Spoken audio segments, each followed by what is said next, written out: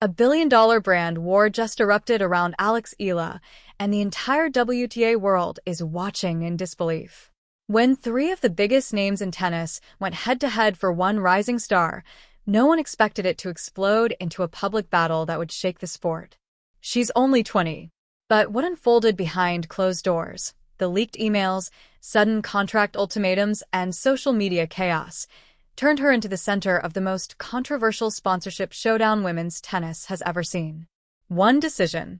Three global giants. A fallout nobody saw coming. Eala wasn't supposed to rise this fast. Not with this much influence. Just 3 years ago, she was a teenage hopeful from the Philippines, grinding through ITF tournaments in small European towns, barely making headlines outside her home country. Then, everything changed. After winning the 2022 U.S. Open Girls title and climbing rapidly through the rankings in 2024 and 2025, the spotlight found her. Scouts took notice. Agents circled.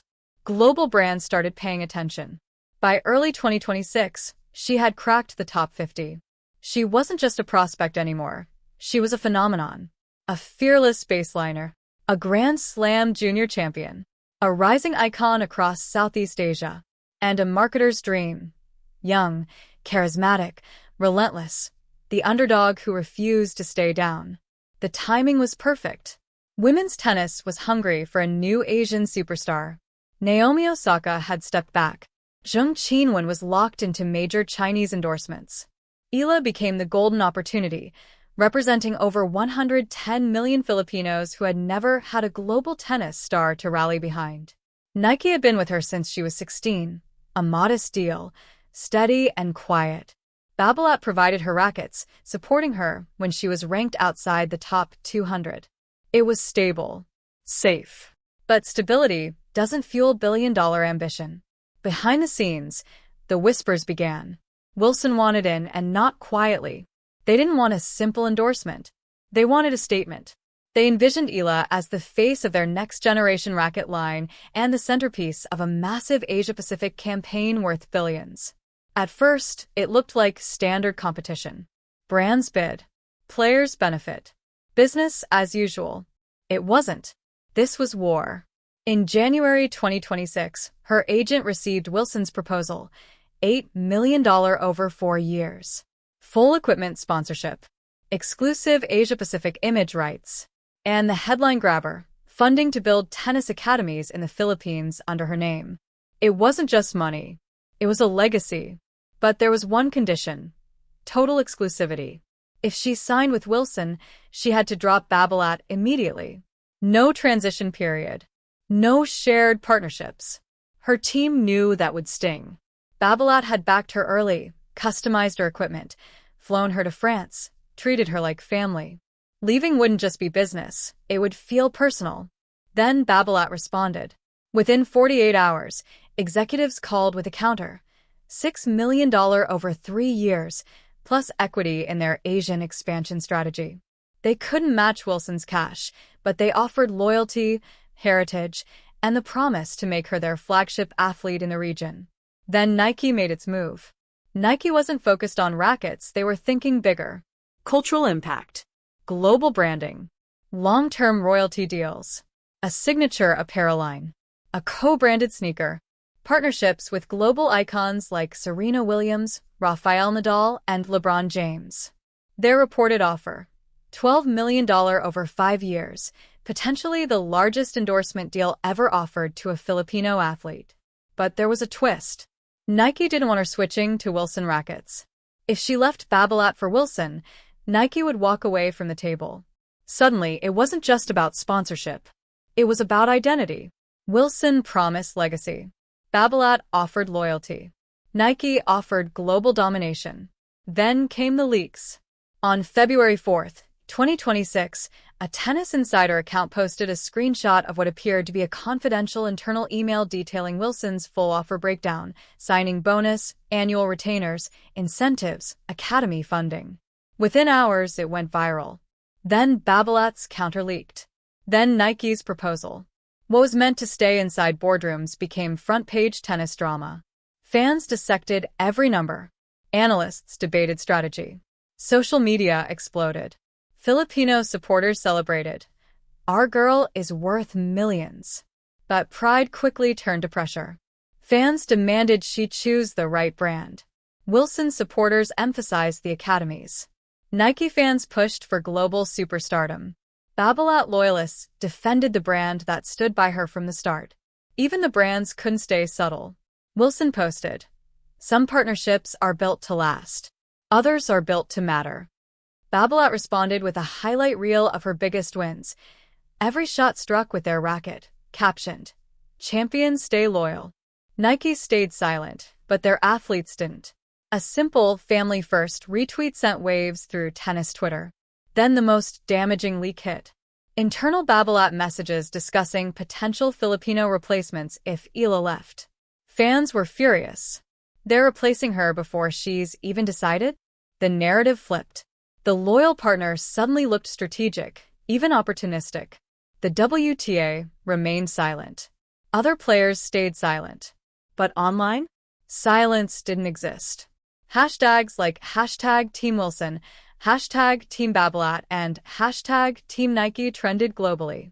Polls, memes, debates. Every timeline became a battlefield.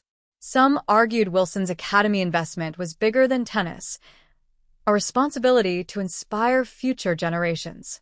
Others pushed back hard. She doesn't owe anyone anything. She's 20. Let her choose. Nike supporters called it obvious. If she wants to be a worldwide icon, there's only one brand. Babolat fans dug up old interviews where she thanked them for believing in her early. They shared photos of her gripping her Babolat racket as proof of loyalty. And in the middle of it all, a 20-year-old athlete who just wanted to play tennis. The sponsorship war had become public spectacle. What started as negotiation turned into narrative warfare. And the decision she hadn't even announced yet was already dividing an entire sport. They shared photos of her gripping her rackets at junior tournaments, reframing the entire situation as a test of loyalty. She was nobody when Babolat signed her. Now that she's somebody, she's walking away? That's not the Alex we know. That narrative spread fast, and the brands didn't exactly slow it down. Wilson posted an emotional video montage showing young Filipino players practicing on cracked concrete courts and improvised training grounds. The video ended with a simple line, "Imagine what's possible." It was powerful. It was persuasive. And many critics said it was manipulative. Babolat responded with a behind-the-scenes documentary-style clip of engineers designing Alex's custom rackets. Designers spoke about how early they believed in her talent, how much time they invested in perfecting her equipment. The message was clear. We didn't just sponsor you. We built with you. Nike stayed silent. And that silence was strategic. When you're Nike, you don't scramble publicly. You let your legacy speak for itself. You wait. But the tension didn't stop with fans. Tennis journalists began choosing sides. Some opinion columns praised Wilson's academy proposal as transformative for Philippine tennis. Others criticized the entire spectacle, calling it a vulture brand war that reduced a 20-year-old athlete to a corporate trophy. One former WTA player said bluntly, "This is what's wrong with modern tennis. Sponsorships have turned into gladiator matches. Alex Eala is a person, not a prize." Through all the hashtags, debates, and think pieces, Alex stayed silent. Until she didn't. February 9, 2026, 11:47 p.m. Manila time. Alex Eala posted a statement on Instagram. No corporate polish. No scripted PR tone. Just her words. "I've been quiet because I didn't know what to say. But after everything that's happened this week, I think I owe it to my fans, my family, and myself to speak. I'm 20 years old. I'm supposed to be focused on my ranking, my next tournament, my game. Instead, I've spent the last 2 weeks buried in emails, legal documents, and pressure from every direction. People keep asking me what the right choice is. The truth? I don't know." Wilson's offer is incredible. Building academies in the Philippines, giving kids opportunities, that means everything to me. But does accepting that mean I owe them my entire career? Babolat believed in me when I was ranked 300 in the world. They've supported me like family. But does loyalty mean I have to ignore better opportunities? Nike is offering me a global platform I've dreamed about, the chance to become more than just a tennis player. But if I take that deal, does it mean I'm selling out? I don't know the answers. And I'm tired of people acting like I should. I didn't leak those emails. I didn't want this to become a spectacle. Here's what I do know. I love tennis. I love my country. I love the people who support me. And whatever decision I make, it will be mine. Not Nike's. Not Wilson's. Not Babolat's. Not the internet's. Please just let me breathe. Within an hour, the post passed 1 million likes. Support poured in. So did criticism. But something shifted. The brands went quiet. Wilson deleted the "Imagine What's Possible" video. Babolat pulled their loyalty campaign. Nike's athlete shoutout stopped. For the first time, everyone realized they may have gone too far. This wasn't just business. This was someone's life. February 12, 2026, the decision. No dramatic press conference. No flashy reveal. Just a formal statement from her management team. Eala signed with Nike for apparel and global marketing rights. Wilson for rackets and equipment. Babolat out. The structure stunned the industry.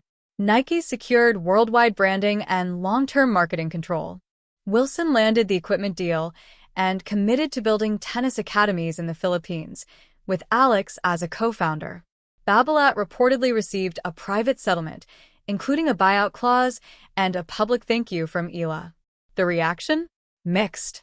Nike supporters called it the smartest move possible. Global platform plus grassroots impact equals perfect.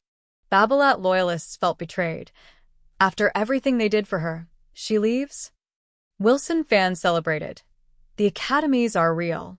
This is bigger than tennis. Then the players reacted. Serena Williams posted, "Proud of you for making your choice." Naomi Osaka tweeted, "The pressure you handled this week would have broken most people. You're stronger than you know." Even players unaffiliated with Nike or Wilson publicly defended her right to choose without online pressure. The brands quickly shifted the narrative. Nike launched a polished campaign titled The Next Chapter. The video showed Alex training in Manila, wearing Nike apparel, striking balls with Wilson rackets. Clean. Powerful. Controlled. Wilson announced the first academy location, Quezon City, Philippines. Groundbreaking set for June 2026. Babolat responded with class, thanking her for the partnership and wishing her success. No drama. No bitterness. What this moment meant, this wasn't just about contracts. It was about how brands pursue young athletes, how social media amplifies private negotiations, how loyalty can be weaponized, how 20-year-olds are expected to make million-dollar decisions under public scrutiny. Eala didn't just sign endorsement deals. She set a precedent. She showed that athletes can take control of their narrative, that they can push back against pressure, that decisions don't have to fit into simple loyal or sellout categories. But she also exposed the darker side of sports marketing, leaks, emotional manipulation, public guilt. The WTA said nothing. No rules were broken. No policies violated. Yet everyone knows something changed. The next time a rising star finds themselves in a bidding war, this moment will be remembered. Because this wasn't just a rivalry between brands. It may have been the beginning of a new era, one where athletes hold the power. Eala didn't shock the tennis world because of her ranking. She shocked it because she refused to be a pawn. A billion-dollar brand war exploded around her. And she walked through the fire, on her own terms. The game has changed. And she proved it.